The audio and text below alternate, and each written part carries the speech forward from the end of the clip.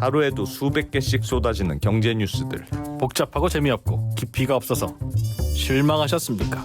복잡한 건 쉽게, 쉬운 건 재밌게, 재밌는 건 깊게 전해드립니다. 언더스탠딩. 유튜브에서 언더스탠딩을 검색하세요. 예. 대충 그 최상욱 작가님이 공급 요인, 수요 공급 요인, 또 대출, 금융시장 요인 이런 것도 얘기했는데 이제 조금 뭐 말씀을 막 꺼내시려고 하는데 제가 요건 재밌는 거니까 2부에서. 네. 오늘 오세훈 서울시장도 보니까 집값이 더 빠져도 된다 이런 식의 인터뷰한 기사도 있던데 또 중요한 게 정책 요인 아니겠습니까? 정부의 스탠스가 어떤 건지. 네. 그게 또 중요한 변수가 되겠죠. 네. 그 전반적으로 오늘은 장기적으로는 공급도 꽤 안정될 것이고 늘어난다고 하니까 특히 네. 게다가 대출을 꾸준히 조이고 있는, 사실 대출을 제대로 조이기 시작한 게 작년 겨울부터인데요, 그렇죠? 네. 네. 지난 정부 작년 겨울부터 지금까지는 계속 그 계속 스탠스가 그 이어지고 스탠스고 있죠. 집값도 별로 많이는 안 올랐어요, 그죠? 그러니까 이게 확실히 대출을 조이면 그거는 집값은 단기적으로는 잡히는 것 같은데 네. 네. 이게 계속 유지될 거라는 거죠, 앞으로도 대출 조이는 이 구도가. 네, 그 대출이 금융기관을 통한 그 실제 금융 대출과 네. 그리고 전세를 활용한 전세 대출. 그런 전세 레버리지라는 시장이 한국에 존재를 하는데 네.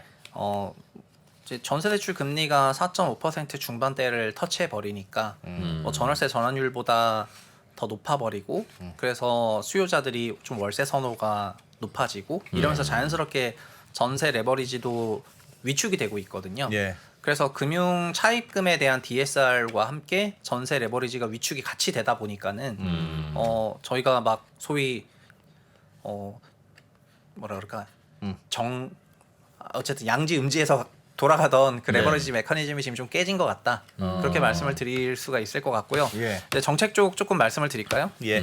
새 정부 부동산 정책에 대해서는 대통령 공약집에 나와 있는데요. 네. 오늘은 이것만 말씀드리면 재미가 없기 때문에 네.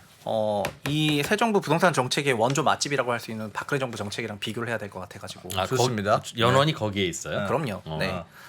일단 새 정부 정책을 먼저 조금 말씀드리면 주택 임대 시장 안정화하겠다라고 해서요. 예. 화면 좀 보여주시면은 임대차법을 전면 재검토하겠다는 내용이 있었고요. 네. 이거는 뭐 사실상 폐지하겠다는 거죠. 네. 그리고 등록임대사업자 제도 재정비하겠다. 이건 말씀을 드렸죠. 네. 주택가격 강세장이었던 16년, 20년을 벤치마크한 거라고요. 16년, 20년에 임차 시장이 안정적이었지 않습니까? 네. 그 그때처럼. 이유는 임대차법이 없었고 그다음에 주택임대사업자 제도가 있었기 때문에 그거를 벤치마크해서 전세 시장을 과거로 잡고, 돌아가겠다. 주택 매매 시장. 시장은 모르겠지만 전세 시장은 잡겠다 이런 방점이고요. 네. 그리고 민간 임대주택 활성화하겠다는 내용이 여기에 그냥 같이 포함돼 있다고 생각하시면 될 것 같습니다. 이건 예. 기업형 임대주택인데 기업형 임대주택에 대해서 상세한 설명을 그냥 넘어가도록 하겠습니다. 네. 그리고 주택을 충분히 공급하겠다고 하는 내용이 또 공약에 있습니다. 이게 공급 예. 정책인데요. 공급 정책은 아까 설명을 드렸는데 250만 원 공급하겠다는 내용이 있고요.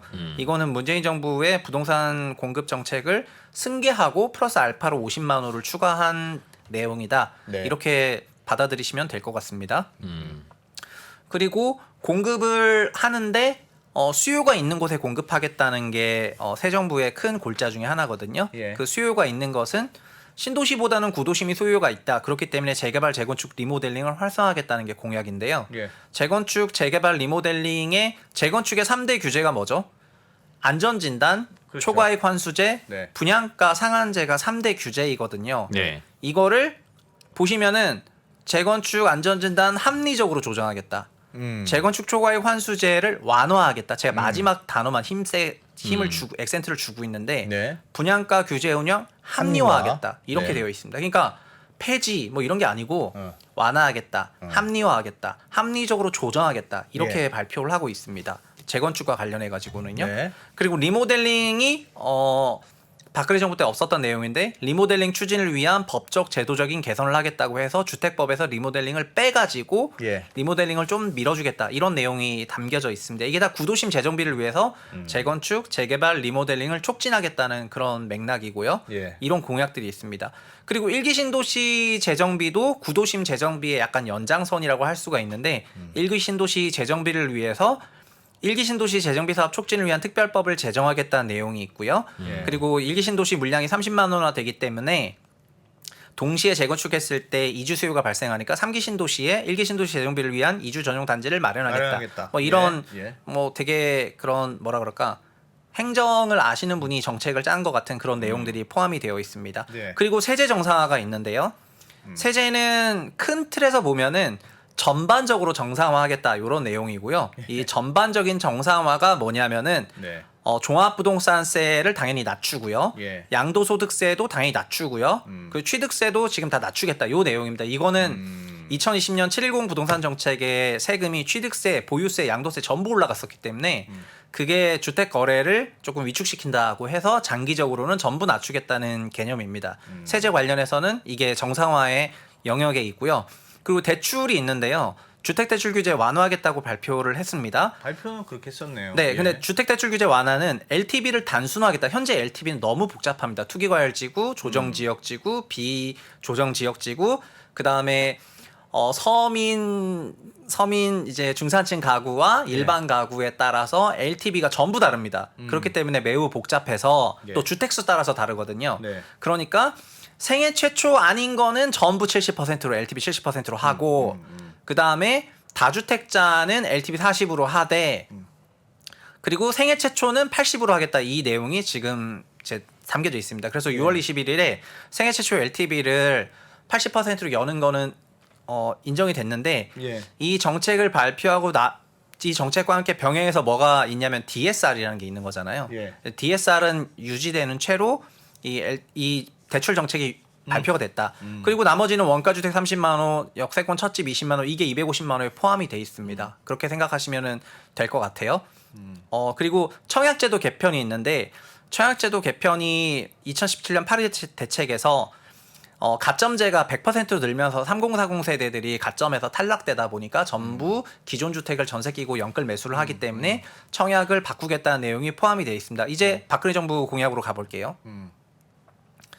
박근혜 정부는 뭐라고 했냐면은 박근혜 정부는 뭐 어마어마합니다. 일단은 그냥 한마디로 요약하면 매우 화끈합니다. 예. 공급 대책 관련해서 2013년에 4.1 대책 내면서 보금자리 주택 50만 원 없애겠다 이렇게 발표를 합니다. 그냥 우리는 완화하거나 축소하거나 이런 거 안 합니다. 그냥 없애버리겠다 이렇게 발표를 합니다. 네. 그리고 9.1 부동산 대책 때 뭐라고 하냐면은 재건축을 좀 촉진해야 되겠다고 얘기를 해서 아까 그 이진우 님이 질문하신 거 중에 이제 멸실에 대해서 얘기를 하셨는데 네. 한국 재건축 역사는 71년부터 85년까지 준공한 네. 총 80만 호의 아파트를 30년에 걸쳐서 재건축을 해왔습니다. 예. 우리나라는 예. 이런데요. 예. 86년부터 준공한 아파트와 91년, 95년에 준공한 260만 호의 아파트는 지금 재건축을 하고 있지 못한 상황입니다. 네.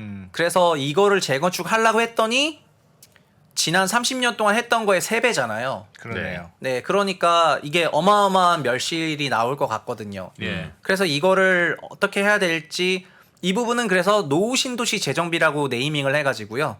이 지금 정부에서 노후 신도시 재정비를 하기 위해서 좀 종합적인 정비 계획이 발표가 된 다음에 예. 정비 사업을 진행을 할 것 같습니다. 그 얘기는 뭐냐면은 돌려 말하면은 오래 걸린다는 얘기입니다. 종합적인 정비 계획을 수립을 하고 권역을 지정을 하고 예. 이주 대책을 다 마련을 하고 그렇게 재건축 사업을 추진되도록 한다는 거니까 예. 이런 자생적이고 자발적인 방식의 정비 사업보다는 조금 오래 걸릴 것 같고요. 두 번째는 85년 이전에 건설했던 아파트 같은 경우에는 용적률이 180% 이하가 너무 많아서 자연스러운 사업성이 있었기 때문에 자발적으로 돌아갔던 건데 네. 이 86에서 95년 준공된 아파트들은 220% 넘는 아파트가 너무 많다 보니까 현행 재건축 논리로 경제성을 확보하기가 꽤 까다롭거든요. 그래서 종전 대비해서 요 두 칸에 있는 것들이 재건축되기가 되게 어렵다 이렇게 보시면 될 것 같고요. 그래서 이게 본격적으로 재건축되기 시작하면은 진짜 말 그대로 임대차 대란이 일어나게 됩니다. 예. 근데 이 부분을 촉진하겠다는 것도 새 정부 계획이긴 하고요. 다만 법률에 의해서 절차에 의해서 촉진을 해야 되다 보니까 또 없는 경제성을 부여해야 되는 이런 이슈들 때문에 27년까지 재건축되기가 조금 어렵다고 보고 있습니다. 근데 이제 넘어가 볼게요. 예. 그리고 대출에 대해서도 박근혜 정부는 2014년에 724 정책을 발표해서 LTV 50을 70으로 완화를 해줬고요. 빚내서 집 사라. 네, 빚내서 집사라의 원천이죠. 예. 그 다음 봐볼까요? 그리고 이게 제일 중요한 건데 2014년 9.1 부동산 대책에 신도시를 무제한 공급 감소를 밝혔습니다. 더 이상 신도시를 안 짓겠다고 했습니다.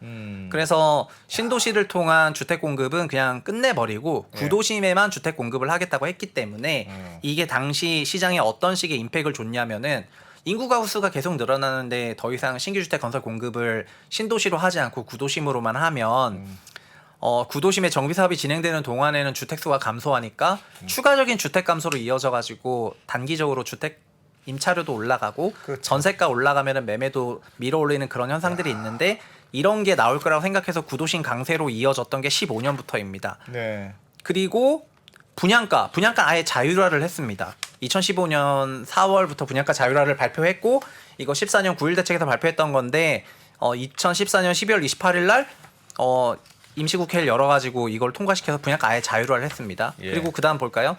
그리고 민간 임대주택에 관한 특별법 만들었고 주택임대 사업자 제도를 완전히 재정비를 해가지고 예. 어마어마한 세제 혜택을 구비를 했습니다. 이걸 다 요약을 하면 요 표가 나오는데요. 네. 제가 이거 보여드리려고 이렇게 바쁘게 썰을 오래 달려왔군요. 풀었습니다. 예. 자, 그러면 박근혜 정부랑 윤석열 정부를 비교를 해볼게요. 네. 공급은 박근혜 정부는 신도시를 폐지하겠다고 발표를 했습니다. 네. 그리고 무제한 축소하겠다는 거고요. 구도심 활성화하겠다고 했습니다. 윤석열 정부 굉장히 비슷하지만은 250만 원 공급 정책에 신도시를 승계했잖아요. 예. 그래서 공급과 관련해서는 지금 정부가 종전 맞네요. 정부는 공급을 축소한 거지만 지금 정부는 공급을 늘리는 방식의 그러네요. 다른 정책을 펴고 있습니다. 예. 그리고 수요 부분을 보면은 수요는 구매력이죠. 이건 예. 대출 정책을 봐야 되는데 LTV 70%로 일제히 완화했고 DSR은 이 당시 없다시피 했고요. 예. DTI도 60%로 일제히 완화를 했습니다. 현 네. 정부는 DSR이라는 규제가 올해부터 강화가 되면서 DSR 3단계 7월부터 시작이고 1억 초과는 자기 소득의 40% 이상을 빌릴 수가 없도록 했고요. 예. 생애 최초 LTV 80이고 일반 LTV 70이지만 왼쪽보다는 수요적인 부분에서 총 대출 억제 정책을 피고 있습니다. 아까 말씀드렸지만 박근혜 정부 때는 수요 부분을 굉장한 대출 드라이브를 걸었는데 지금 정부는 대출을 옥죄고 있습니다. 그런 네. 차이가 있습니다. 예. 그리고 정비사업 완화 부분 볼게요. 이거 바뀌었는데요. 오른쪽 왼쪽 바꿔야지 됩니다. 제가 아까 네. 조정하다가 좀 잘못했는데요. 예, 예. 박근혜 정부는 분상제 폐지했죠. 그렇죠. 초과이익 환수제는 아예 적용 안 하겠다고 했고요. 안전진단 일제히 완화했고 그렇게 발표를 했습니다. 근데 지금 윤석열 정부는 분상제 합리화죠. 네. 그리고 초과이익 환수제도 완화고요. 그리고 안전진단 완화고 이게 섞였네요. 죄송합니다. 섞였고요. 제가 아침에 부랴부랴 쓰다 보니까 섞였는데 그러니까 네. 중요한 거는 박근혜 정부는 전부 폐지했는데 네. 지금 정부는 합리화라는 타이틀을 합리화다. 달고 오케이, 있습니다. 알겠어요. 그렇게 보시면 될 것 네. 같습니다. 네. 그리고 세제 부분도 보시면은요.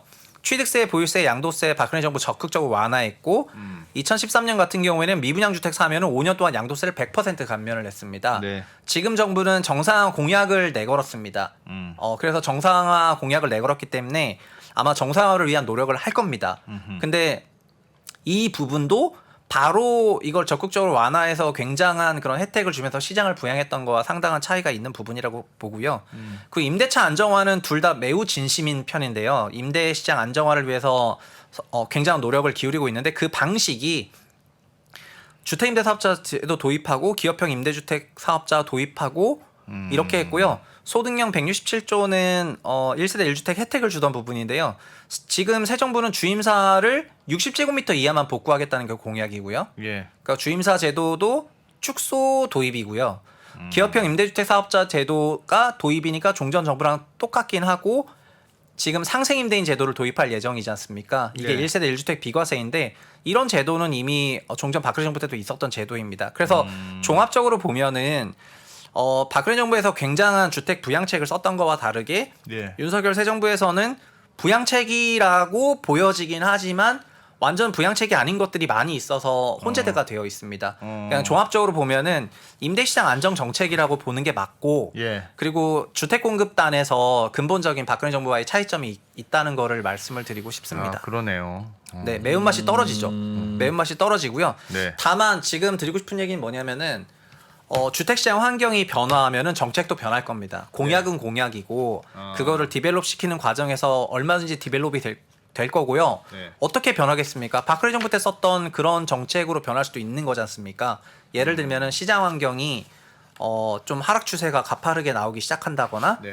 그런 부분으로 인해서 오히려 가계대출이 늘어나는 걸로 인한 어떤 거시경제적 불안보다는 자산가격 위축으로 인한 거시경제적 불안이 더 크다고 만약에 기재부가 판단했다면은 그러면 자연스럽게 정책도 바뀌게 될 겁니다. 그래서 정책이 바뀔 거라는 그런 룸은 열어놔야 될 것 같고요. 예. 다만 현재 그 두 정부의 정책적인 성격을 봤을 때 박근혜 정부에서는 제가 정책을 한번 발표할 때마다 항상 충격을 받아가지고 이렇게 없애나? 막 이렇게 밀어주나? 이런 어마어마한 충격을 받으면서 진짜 네. 시장을 부양하기 위해서 정말 어마어마한 노력을 그때는 한다. 집값이 계속 내려갈 때였죠. 네, 2000 자칫하면 나라 망한다는 그 얘기죠. 박근혜 정부 이전에 MB 정부가 있었는데 그때 보금자리로. MB 정부 시절에 그 주택 정책을 10번 넘게 발표했지만 시장이 죽었습니다. 네. 그러니까 박근혜 정부 들어와서는 훨씬 매운맛을 내기 시작한 거죠. 한 번 5년 동안 안 좋았었기 그러니까 회복을 못 하니까 표현도 폐지. 네, 뭐 폐지 뭐 완전 자유라 뭐 이렇게 이렇게 했죠. 그걸 극복하기 위해서 어마어마하게 그 강한 매운맛 5단계로 이제 막 네. 페퍼로니 뿌리면서 어마어마하게 등장을 했는데 네. 근데 지금 윤석열 새 정부는 대통령 공약을 마련하던 시점이 언제죠? 2021년 말부터 2022년 1분기잖아요. 예. 그러다 보니까 그때는 주택 가격 굉장히 강세가 조금 이어지고 있는 그런 기조 속에 어마어마한 부양 정책을 발표할 수는 없었고요. 그리고 3기 신도시 멀쩡히 진행되고 있는 거를 우리 3기 신도 더 이상 안 하겠습니다. 이렇게 폐지할 수도 없었거든요. 네. 그리고 두 정부가 임대차 시장 안정화는 일단 진심이에요. 예. 그러다 보니까 뭐 임대차 시장 안정화 관련해서 주택임대사업자 제도 도입하고 등등 그런 건 있긴 있지만 정책 골자는 그렇게 공급도 늘리겠다. 공급을 늘려서 주택 가격 상승을 막겠다. 이게 새 정부의 큰 골자기도 했지 않습니까? 네. 그러니까 목적 자체가 박근혜 정부랑은 굉장히 다르다고 그렇게 말씀을 드리고 싶고요. 그러네요. 네. 그러니까 정책적인 방향 자체는 물론 그러니까 원희룡 장관도 얘기하는 거 보면 사실 좋은 얘기는 다 하셔가지고 그냥 뭐 임대차 그런 것도 잡고 집값 안정화 시키고 싶은 거예요. 내리고 싶은 거예요. 솔직히 얘기하면 윤석열 정부와 네 뭐 오세훈 시장과 내리고 싶다고요? 내리고 싶은 거예요. 지금 왜? 왜? 너무 많이 올랐으니까요. 지금 그 멘션을 날리신 분들 원희룡 장관이나 네. 네. 오세훈 서울시장 보면은 네. 주택 가격 하락을 다 그냥 큰 뭐 없이 받아들이겠다는 식으로 얘기를 하고 있긴 내리고 하거든요. 싶은 거고 내려야 지지율이 유지되거나 하지 여기서 더 오르면 지금 지난 정부도 부동산 가격 못 잡은 것 때문에 이렇게 됐는데 지금 뭘 부양해서 올린다는 거는 정치적으로 접근할 문제가 아니고 내리고 싶은데 네. 다만 내리는 방법과 왜 올랐는지에 대한 판단이 지난 정부 때 여러 정책들이 꼬여 있는 것 때문에 오히려 올랐다고 보고 네. 그걸 다시 풀어서 다시 내리고 싶은 거죠. 그런 거죠. 그러니까 뭐 내리고 싶다라기보다는 그게 목적이라기보다는 네. 종전 정부가 매매 가격을 목적으로 했기 때문에 실패한 거지 않습니까? 네. 근데 그게 아니라 시장의 과도한 개입을 지양하고 시장을 내비두면은 일부 하락이 있고 어떤 데는 올라가고 이런 게 있겠지만 장기적으로는 수요 공급 논리에 따라 가지고 그냥 시장이 자율적으로 운영이 될 것이다. 예. 그래서 정부는 좀 관여를 하지 않겠다는 게 기본적인 생각인데 네. 어디에 관여하겠다는 생각이냐면 임대차 시장에만 관여하고 싶다는 겁니다. 임대차 시장 안정화 부분이 조금 중요하기 때문에 그렇게 좀 받아들이면 될 것 같고요. 그러니까 단기간에 주택 가격 하락을 용인하겠다 이런 멘트들이 그냥 주요 관료들 입에서 나오는 것 같습니다. 그래서 이게 박근혜 정부하고 정책이 뭐 유사해 보이는 것도 있고 좀 다른 것도 있고 네. 방향 같은데 강도가 다른 것도 있고 하는 네. 거는 이해도 되고 왜 그런지도 알겠어요. 예. 지금 그때는 집값을 올려야 되는 상황이고 네. 지금 저도 끼어들어서 얘기했습니다만 지금은 올리면 안 되는 안 올리고 싶은데 정책은 비슷하게 해야 되는 상황이니까 막 애매할 거 아니겠습니까? 네. 이해는 되는데 네. 그 정책이 집값에는 어떤 방향으로 작용할 걸로 예측을 해야 되겠습니까? 그러니까 정책 제가 좀 과거에 그 시장에 대해서 좀 오해했던 부분이 예. 그러니까 정책 효과라는 게 분명히 존재하긴 하는데 네. 그 정책 효과라는 거는 시장의 방향성 안에서 좀 시장의 색깔을 규정한다고 보는 게 맞는 것 같거든요. 그리고 시장의 방향성은 근데 물론 정책이 수요 공급 그러니까 공급 정책이 있고 수요 정책이 있기 때문에 정책이 수요와 공급에 영향을 미치는 것도 사실이어서 예. 시장의 방향성 그 자체에도 영향을 주는 거는 맞긴 맞는데 근데 저는 이제 지금 현 새 정부의 정책은 그러니까 그 어느 하나하나가 막 조각조각처럼 되기보다는 정말 패키지로 도입이 되어야지 큰 효과가 있을 만한 정책이라고 생각을 하고 있어가지고 예. 이게 만약에 다 도입됐다 그렇게 된다면은 그러면 어떻게 되냐면 주택 공급 굉장히 늘어나고요. 그러겠죠. 그리고 주택임대사업자 제도가 60제곱미터 이하에 도입이 되니까 소형 주택을 중심으로 하는 투자 수요가 조금 다시 올라오고요. 예. 그리고 우리나라 인구 가구 구조가 1인 2인 가구 특히 1인 가구가 굉장히 늘어나는 그런 국면에서 40제곱미터 이하 주택 비중이 너무 작다 보니까 그쪽으로는 쇼티지가 세져가지고 예. 40제곱미터 이하가 2019년 이전까지 85제곱 이하가 갖고 있었던 그런 어마어마한 상승이 있을 수도 있는 거고요. 그러니까 그렇게 시장 안에서 상품별로 조금 변화가 있을 거라고 생각이 되는데 네. 그럼에도 불구하고 전체적으로 매매 시장은 안정세가 유지가 될 거라고 생각을 하고 있죠. 대출 네. 규제가 계속 왜냐하면 유지되고 지금은 맞습니다. 그게 결국엔 구매력의 원천 중에 하나가 대출인데 네. 이 대출에 대해서 이 정부가 바라보는 시각은 이제 가계대출 사이클을 다시 한번 일으켜가지고 뭔가 다시 한번 돌파를 하자니 너무 불안해졌다는 거여가지고 그렇죠. 그래서 IMF 때는 그때 가계대출 가계 재정 상태가 너무 클린한 상태였고 그리고 기업이란 한 축이 완전히 붕괴됐기 때문에 네. 가계를 쓸 수밖에 없는 카드였는데 네. 2014년에는 좀 다소 무리하게 가계 대출 사이클을 다시 한번 일으켰다고 생각이 되거든요. 근데 지금 시점에서 바라봤을 때는 이제 가계 대출 총량이 너무 늘어났고 그리고 상환 대비해서 이제 차주별 상환 능력을 고려한 대출을 받도록 그렇게 환경이 돌아가고 있는 그런 국면이다 보니까 그러니까 여기서부터 대출 사이클을 다시 일으키기가 좀 어렵다는 그런 생각이 많이 대출 들고요. 규제는 별로 풀리지 않을 거라고 풀리지 않고. 보시는군요. 대출 규제를 그래서 다주택자 대출을 풀어주겠다고 한 건 아니고 아니요. 그러니까 LTV는 풀리고요. 네. DSR은 풀리지 않고 네. 어, 근데 TSR을 강력한 거잖아요. 그러니까 DSR이 안 풀리면 지금 그러니까 지금까지 사실 여론이 네. 아니 나 무주택인데 집값은 계속 오르는데 대출 좀 옛날처럼 7-80% 해주면 그냥 그거 이자 갚고 살겠구만. 그걸 이렇게 안 하는 바람에 난 집을 어떻게 사란 말이야. 금수저만 집을 사? 하는 거에 대해서 야 그래 저 말도 맞을 수도 있겠네 라고 생각해서 그걸 풀어주겠다고 한 건데 네. 근데 그걸 풀어주면 무주택자 다 풀어주는 거 아닙니까? 그러면 과연 TSR은 냅두고. 가계부채와 집값 문제는 또 그럼 어떻게 하나 이 고민이 있을 텐데 그 저울질에서 공약은 그렇게 했지만 대출을 풀어두기는 어렵습니다. 네.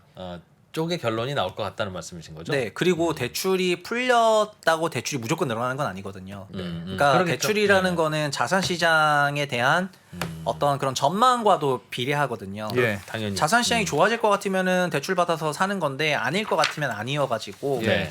그래서 지금 대출 시장을 그러니까 대출을 받을 수 있고 상환 능력이 있는 가구한테도 대출이 막혀 있으니까 그걸 LTV를 풀겠다는 거지. 그 가구가 풀어주면 무조건 빌린다 이건 아니라는 말씀이고요. 네. 그래서 지금 상반기 오늘 6월도 어저께 기사를 보니까 5대은행 대출이 1조 5천억 6월달에 감소했다 하잖아요. 네. 그래서 그냥 하반기에 대해서는 그냥 우리나라 거의 모든 가게가 다 부정적으로 바라보고 있다는 겁니다.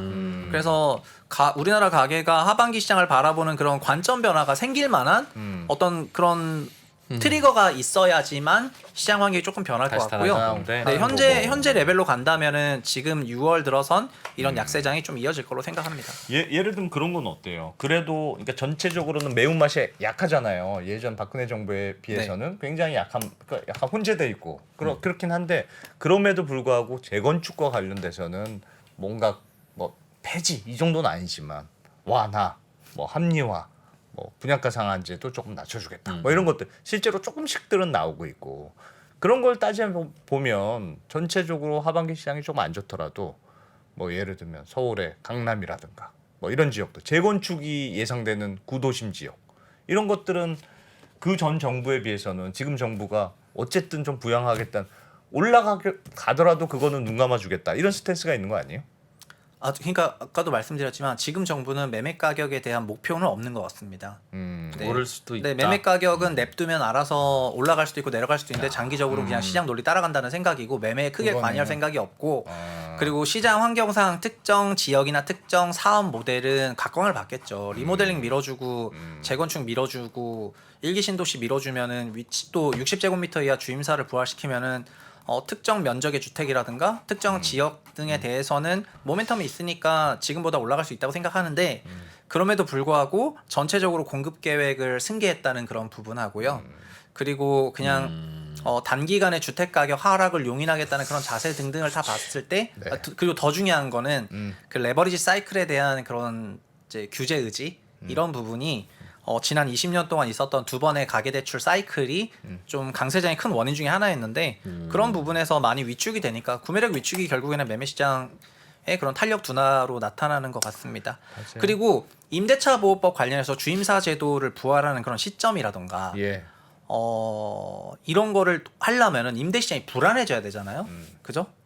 그러니까 주택임대차 제도를 도입하겠다고 했는데 사실은 매매 가격 빠지니까 도입합니다 이런 말을 못 하고 임대차 시장이 불안하니까 임대차 시장 불안하니까 임대차법도 폐지하고 주택임대사업자 제도 도입하겠다 이러면서 명분과 환경이 맞춰줘야지 되거든요. 예.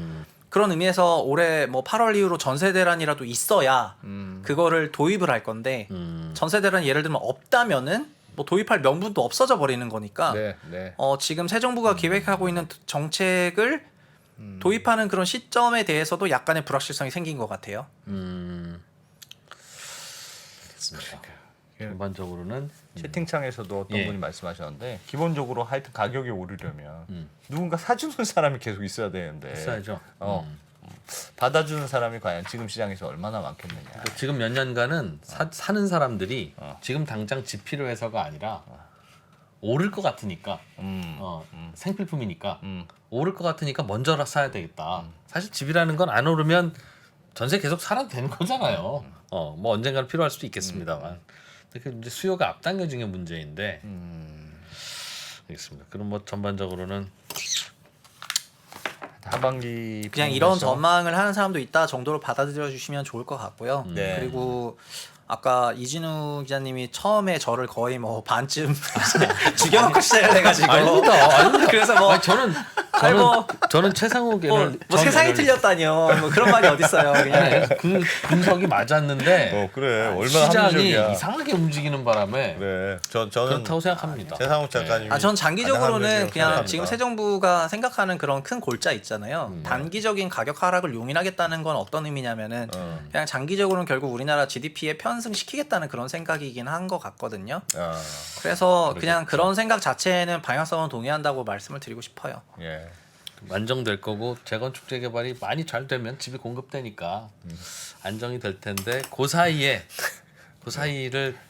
그 오르는 걸 정부가 견뎌내면서 계속 재건축 재개발을 하도록 할 수 있을지 또 스톱 시켜놓고 또 그렇게 될지 그걸 잘 모르겠어요. 정비 사업을 그러니까 너무 거창하게 손대려고 하다 보니까 예. 그러니까는 정비 사업이라는 게 어차피 탑다운 방식인데 가뜩이나 정비구역 지정해가지고 한 개 단지씩 들어가는 것도 어려운데 종합적인 노후 신도시 재정비 특별법을 만들어서 종합적인 그런 계획을 세워가지고 여러 구역을 또 지구 단위로 묶어가지고 통합을 하고 이런 식으로 너무 스케일을 키우면서 정비 사업을 진행하게 되면은 이게 그렇지 않아도 잘 안 되는 정비 사업인데 더 안 될 수가 있어가지고 그래서 그런 부분에 불확실성이 조금 있다는 거.